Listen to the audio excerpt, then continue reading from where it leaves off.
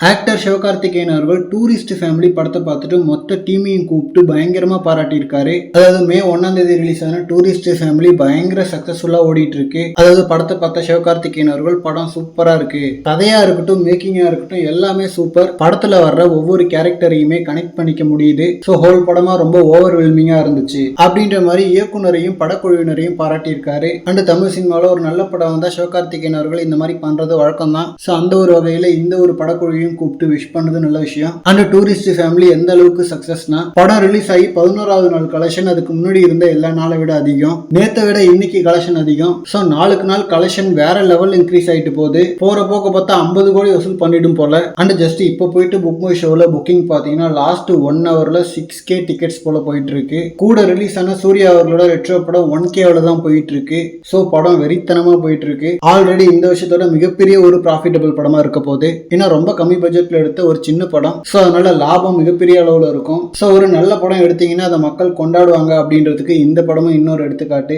Okay friends, இன்னமும் படம் பார்க்காம இருந்தீங்கன்னா கண்டிப்பா மிஸ் பண்ணாம பாருங்க. தேங்க்யூ.